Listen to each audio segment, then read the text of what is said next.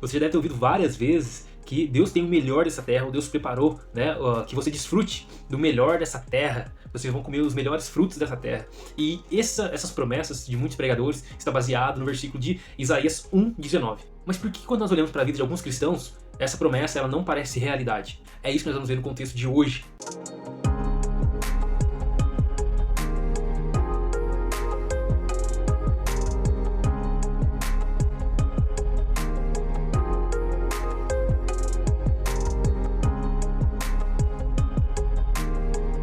Graças e paz, meu nome é Alan, seja bem-vindo ao canal Contexto, onde a gente pega alguns versículos bíblicos ou algum entendimento popular a respeito da palavra de Deus e tentamos entendê-los à luz do seu contexto, de todo o contexto bíblico. E hoje nós vamos falar sobre a promessa de Isaías capítulo 1, versículo 19, aonde o profeta fala para toda a nação de Israel: se vocês estiverem dispostos a obedecer, comerão os melhores frutos desta terra. Essa e outras promessas baseadas no Antigo Testamento é muito comum no meio de algumas pregações, principalmente pregações mais pentecostais, neopentecostais, né? Mas essas promessas, elas são geralmente usadas, né, como jargões até, em algumas pregações triunfalistas, onde prometem em nome de Deus que os cristãos, né, eles comerão o melhor dessa terra. E usam versículos baseados no Antigo Testamento, que essas promessas se cumprirão no cristão hoje, né? Ou é para se cumprir para o cristão hoje. Mas será que isso é verdade? Será que isso é o que realmente vai acontecer? E aqui eu queria ver algumas promessas que até a gente canta, né? Em alguns louvores, por exemplo, Deuteronômio, no capítulo 27 e o 28, fala a respeito das bênçãos e das maldições, né? E ali, no versículo 28, no capítulo 28 de Deuteronômio, tem algumas bênçãos que são comuns, né? Por exemplo, versículo 2: todas essas bênçãos virão sobre vocês e os acompanharão, se vocês obedecerem ao Senhor, o seu Deus. E aí, até que negócio, poxa, vai pra frente, não olhe pra trás, que as bênçãos vão te acompanhar. Se você virar pra corrida da bênção, você vai estar indo no caminho ao contrário. Já ouvi muito isso. Ou o versículo 8, né, que fala assim: o Senhor enviará bênçãos aos seus celeiros e a tudo que as suas mãos fizerem. O Senhor, seu Deus, abençoará na terra que lhes dará. Ou o versículo 13, né, fala assim: o Senhor fará de vocês a cabeça das nações e não a cauda, né? Então tem muitas jargões evangélicos. Deus te colocará por cabeça e não por cauda. Então você tem que viver, tem que desfrutar, sabe? Coisas nesse sentido. E aí as pessoas se apegam a isso. Mas vamos parar pra pensar. Quantos cristãos que você conhece que está vivendo de fato essas promessas? Ou se você olhar dentro do seu círculo de relacionamento, quantos de fato estão comendo o melhor dessa terra? E seria melhor a gente definir o que seria o melhor dessa terra. E geralmente o melhor dessa terra é desfrutar das coisas boas dessa vida, né? De riqueza, saúde, trabalho, entre outras coisas. Então, de tudo que você fizer, você vai ser bem sucedido, por assim dizer. Então, no seu trabalho, no seu casamento e em todas as áreas da sua vida, há uma promessa que tudo vai correr 100%, né? Na sua vida financeira, principalmente. Onde vai te proporcionar uma vida, uma estabilidade e tudo mais. Então, é mais ou menos isso que seria comer o melhor dessa terra. E é mais ou menos isso o que a própria promessa significa. Agora, por que muitas pessoas não estão vivendo isso, cara? Por que a maioria dos cristãos não viveram isso? E não viverão. Essa é a realidade. Não é o que eu tô falando, que eu tô amaldiçoando, nem nada disso. Mas se a gente continuar fazendo esse exercício, né, pensar nesse sentido. Quando a gente olha para o primeiro século, para os cristãos, né, para os cristãos do primeiro século, eu não consigo enxergar essa promessa se cumprindo lá. Entende? Eu não consigo enxergar cristãos martirizados por causa de Cristo, vivendo ou comendo o melhor daquela terra, por assim dizer. Entende? Cristãos morreram justamente porque criam em Jesus. Em contrapartida, a mensagem que é falada hoje é: se vocês crerem em Jesus, vocês não vão morrer. Muito pelo contrário, vocês vão viver melhor. Mas quando a gente olha para os apóstolos, não foi isso que eles pregaram, não foi isso que eles viveram. Embora, na minha opinião, eles cumpriram o seu propósito. E eu acredito que todos concordariam com isso, né? Quando a gente olha para a história da igreja, não só no primeiro século ou no segundo século, nós vemos cristãos martirizados por causa do nome de Jesus, perseguidos pelo império. O nosso Senhor morreu numa cruz. Foi perseguido. E ele mesmo fala: olha, sabe por que eles vão perseguir vocês, vão caluniar vocês, porque eles fizeram comigo primeiro. Então uma garantia que nós temos por sermos cristãos não é que nós vamos ser triunfalistas, mas é que, em primeiro lugar, nós sofreremos perseguição, cada um no seu nível. Talvez, numa entrevista de emprego, você, ao se afirmar ser cristão, você vai ser colocado para trás na fila. Você vai ser deixado de lado. Porque algumas empresas não vão optar por te contratar. Isso pode acontecer. Justamente por você ser cristão. E aí, você não vai comer o melhor dessa terra? E o que nós vemos no livro de Apocalipse é que, e toda a escatologia bíblica, é que nós seremos de alguma forma perseguidos. Poxa, então significa que quem está errado então? Deus está errado? Nós estamos errados? A promessa está errada? Porque o que pode acontecer é que muitos cristãos que têm, de alguma forma, desfrutado, né, do melhor dessa terra, e vai acontecer, nós temos irmãos e irmãs ao longo do mundo que está sim desfrutando de bênçãos na sua vida financeira, em todas as áreas da sua vida, sim, né, isso acontece. Mas o que eu quero dizer é que essa não é uma regra. De modo que alguns podem até chegar a pensar, se elas não estão desfrutando desse melhor da terra, é porque elas não estão vivendo o propósito de Deus. Porque o propósito de Deus é que elas prosperem na saúde, na vida financeira, no trabalho, ela tem que governar, tem que... Vocês entendem? Então é esse o meu ponto. Irmãos, a maioria dos nossos irmãos, dos cristãos, são comuns, cristãos do dia a dia. E não há nada de errado com isso. Eu não estou querendo aqui pregar a pobreza, que você só vive a vontade de Deus quando você é pobre. Não é isso, irmãos. Eu tô querendo falar que nós não podemos nos basear em promessas que diz respeito àquele povo e àquela nação, a nação de Israel, para aquele momento, na antiga aliança, e tentar aplicar essa promessa para a igreja hoje. Por que não? Então a primeira coisa que eu quero argumentar é, existia duas alianças, a aliança do Sinai e a aliança do Calvário. Né? A aliança feita lá com Moisés no Monte Sinai e a aliança feita por Cristo, a nova aliança. Então, primeira coisa, há duas alianças. Segunda coisa, as promessas da antiga aliança, elas são promessas, muitas delas, condicionais. Condicionais para a nação de Israel. Perceba que Isaías 1:19, olha a condição aqui. Se vocês obedecerem, se vocês estiverem dispostos a obedecer, comerão os melhores frutos dessa terra. Olha o 20. Mas, se resistirem e se rebelarem, serão devorados pela espada, pois o Senhor é quem fala. Olha para você ver, são promessas condicionais aonde a nação de Israel, ela de fato desfrutaria de bênçãos físicas, literais, dentro daquela aliança. Que se eles obedecessem e seguissem o Senhor, eles entrariam na terra que emana leite e mel e desfrutariam de tudo aquilo que o Senhor tinha para aquela nação, o melhor. Assim como, quando a gente vai para Deuteronômio, o que Moisés está fazendo ali? Ele, antes de entrar na terra, ele começa a repassar a lei para todo aquele povo e fala para ele, ó, eu vou falar para você de novo, Deuteronômio 5, se não estou enganado, ele começa a recitar a lei. E ele começa a colocar as bênçãos para aqueles que obedecerem, se a nação obedecer ao Senhor, as bênçãos que eles desfrutariam naquela terra. Né? Ele fala, os seus inimigos vão fugir de você, vocês vão comer o melhor, vocês vão desfrutar das bênçãos, os seus celeiros serão fartos, se vocês obedecerem. Mas e se eles desobedecerem? Olha aqui em Deuteronômio 27, 26. Maldito quem não puser em prática as palavras dessa lei. Ao mesmo tempo que Deus promete bênçãos, realizações físicas literais para a nação de Israel, caso eles obedecessem a lei, ao mesmo em contrapartida, se eles desobedecessem, viria sobre eles todo tipo de maldição. E aí eu pergunto para você, você quer as bênçãos de Deuteronômio 28, mas você quer as maldições de Deuteronômio 27? Não, né?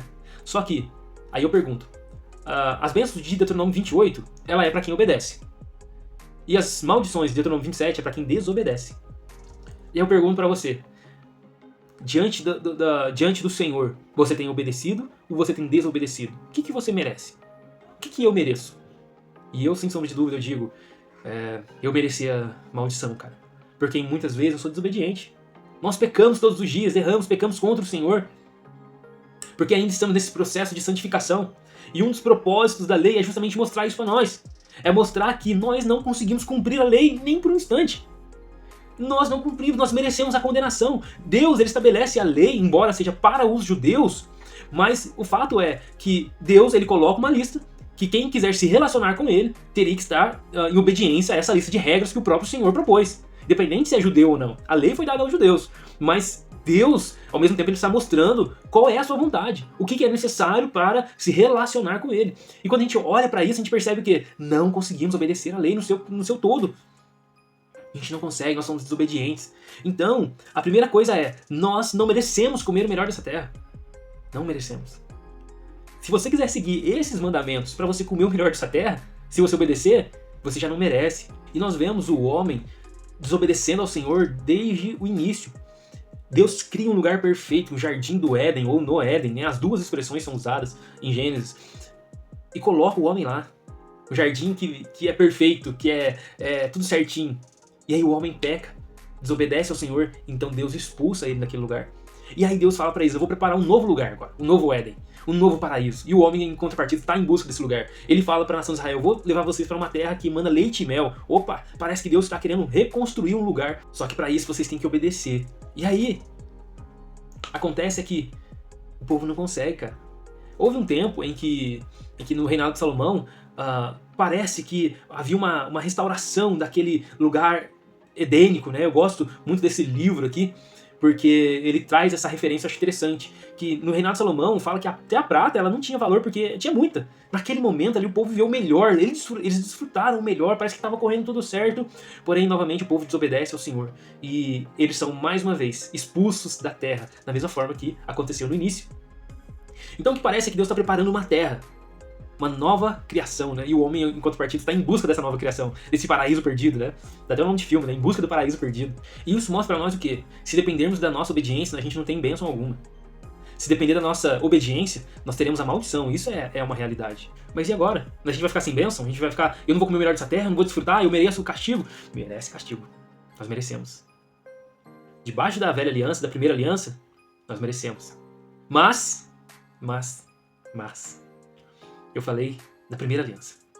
Na segunda aliança, teve um homem que ele foi obediente. Ele foi perfeito, ele cumpriu toda a lei. Aquilo que toda a nação não conseguiu fazer, apenas um homem fez. É por isso que alguns vão chamar, né, o próprio Jesus de um verdadeiro israelita. Oi, neguinho. Tem que ficar quietinho, tá?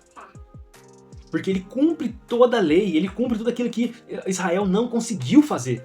Ele é o israelita obediente, né? O verdadeiro israelita. E ele merecia, né, desfrutar de todas aquelas bênçãos de Deuteronômio 28, de toda a consequência do cumprimento da lei, né? Mas a palavra de Deus fala que ele se fez maldição em nosso lugar. Mesmo embora ele não tendo pecado, ele não tendo encontrado nada em sua boca, né, que pudesse condenar.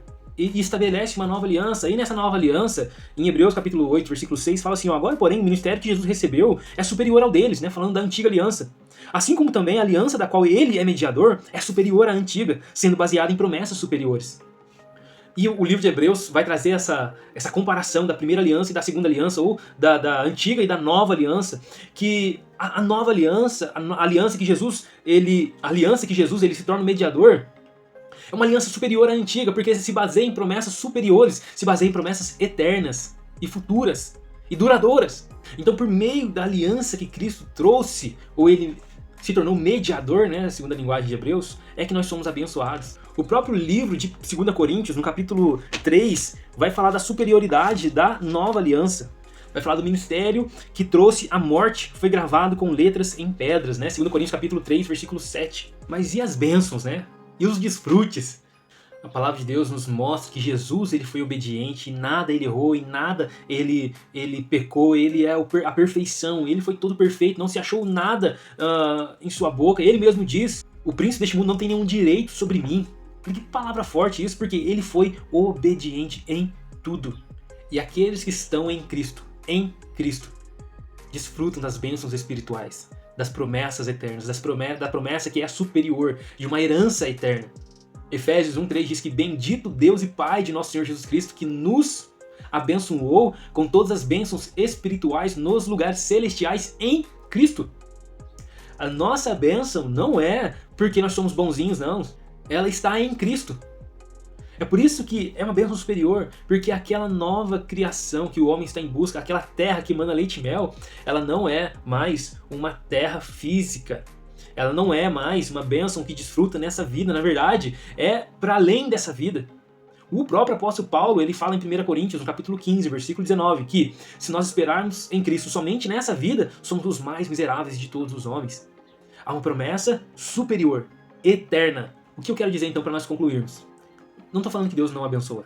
Não estou falando que Deus não prospera. Não estou falando que você não deve buscar bênçãos ou prosperidade, não deve querer desfrutar o melhor dessa terra. Não estou falando isso. Eu estou falando que tome cuidado para você não colocar isso como uma condição do cristão. Ou seja, todo cristão tem que viver isso.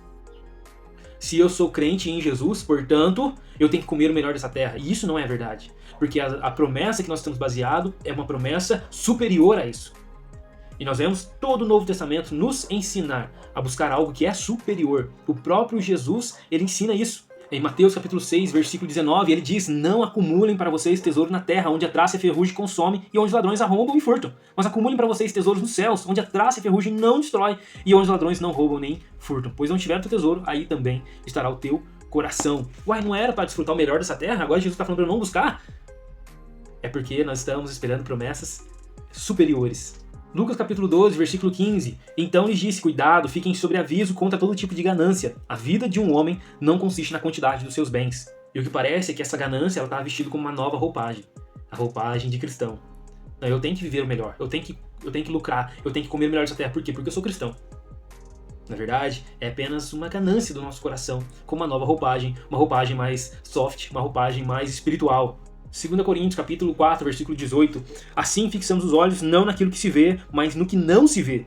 Pois o que se vê é transitório, mas o que não se vê é eterno. E vários outros textos do Novo Testamento, onde nós vemos o cuidado para que essa ganância não nos corrompa. E o perigo da má interpretação dessas promessas é justamente a gente colocar a esperança em coisas terrenas e subjugar, né, aos nossos olhos aqueles que não estão vivendo essa bênção, essa prosperidade. Então, para concluir agora, irmãos, Deus tem o melhor para mim e para você. Isso eu garanto com certeza. E o melhor que Ele tem para nós foi conquistado na cruz do Calvário, que é salvação eterna em primeiríssimo lugar. É uma nova criação que está para vir. Nós vamos ler lá em Apocalipse 21 e 22, a nova Jerusalém que desce. É essa nova terra. A Bíblia fala de novos céus e nova terra. É lá que nós vamos desfrutar o melhor desta terra. Para nós é uma esperança futura e eterna. Então tome cuidado para você não se apropriar de alguns textos, principalmente do Antigo Testamento, que eles se contrapõem com o Novo Testamento. Nós precisamos estar ligados quanto a isso, né? Existe um aspecto de continuidade, descontinuidade, de aliança para uma outra aliança, que nós precisamos estar atentos, tá bom? O Antigo Testamento é palavra de Deus, é autoritativo, é a nossa Bíblia, nós amamos, mas a Bíblia interpreta a própria Bíblia. Talvez nessa ânsia de desfrutar, de querer viver melhor, talvez até por motivos de sofrimento. Ninguém gosta de sofrer, né? Às vezes a pessoa, poxa, tô cansado dessa vida aqui, e aí ela se apropria daquela promessa de desfrute e prosperidade, não por uma maldade ou por uma ganância apenas, mas porque ela justamente está cansada desse sofrimento. Mas a palavra de Deus nos convida a colocar nossa esperança em algo que é eterno, não que é passageiro. A Bíblia nos fala: eu sei que você está sofrendo, eu sei que está difícil, e há meios naturais de mudar a situação de vida, com oportunidades, com estudo, com trabalho, e os meios para isso. Deus usa a pessoa para abrir portas pra gente, isso é maravilhoso, pra gente melhorar de vida. Mas o convite do Evangelho não se fixa aqui, ele é superior. Ele diz para nós: olha para frente, olha para o futuro, olha não apenas pro aqui e pro agora, mas olha para uma promessa superior e mantenha-se fiel até aquele grande dia. Vinde benditos de meu Pai, possui por herança o reino que vos está preparado desde antes da fundação do mundo. Deus abençoe você, espero que esse vídeo tenha te edificado e não tenha te decepcionado, mas que a sua fé possa aumentar por aquilo que há de vir. Estude, trabalhe, busque o melhor para você, para sua família, tudo isso, novas oportunidades, enfim. Mas tome cuidado para não colocar a sua esperança nisso. A esperança do Evangelho não é isso, tá joia? É maior. Isso é pouco, é maior. Com certeza, muito maior. Deus abençoe você. Segue a gente nas nossas redes sociais, curte, compartilha, irmãos. Assim, inscreve no canal e ajuda nós, tá bom? Compartilhar, divulgar todo o material que nós temos produzido aqui. Deus abençoe você. Fique com Deus, até o próximo vídeo em nome de Jesus. Valeu!